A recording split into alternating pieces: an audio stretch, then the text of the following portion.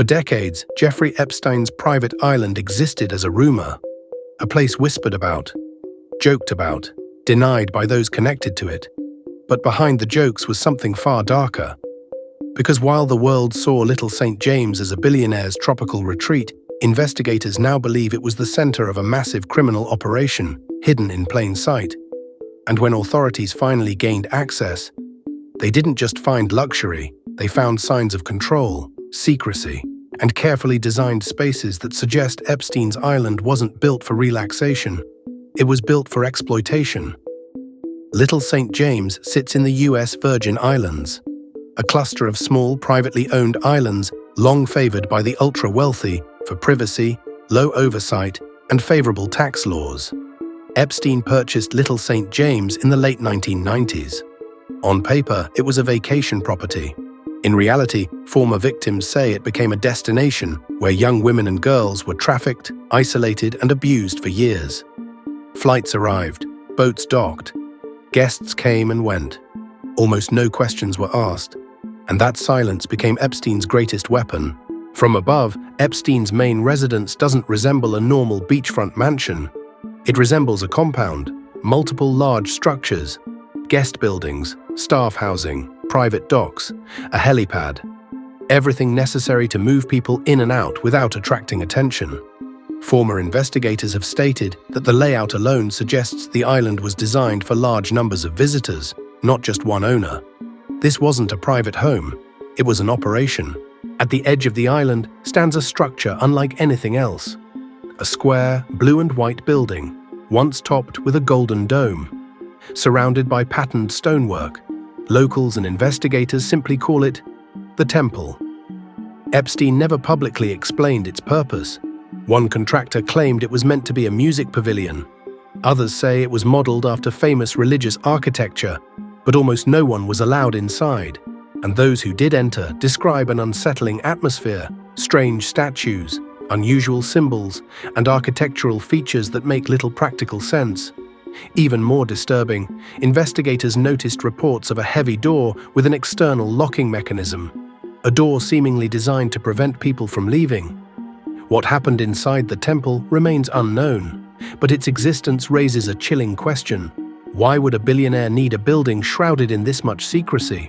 Victims have described how once they arrived on the island, their phones were taken, their passports were confiscated, they were cut off from the outside world.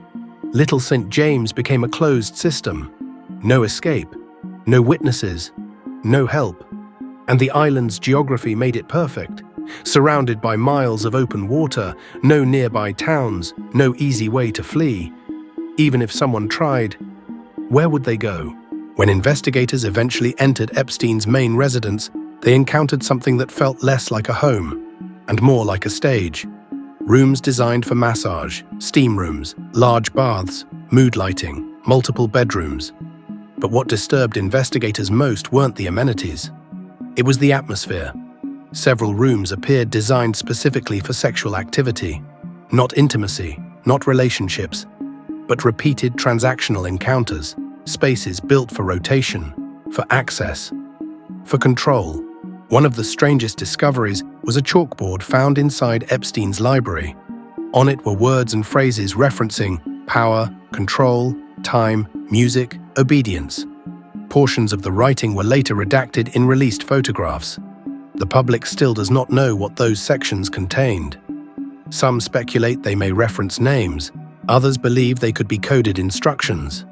Either way, the chalkboard suggests something chilling. Epstein didn't operate casually. He operated systematically.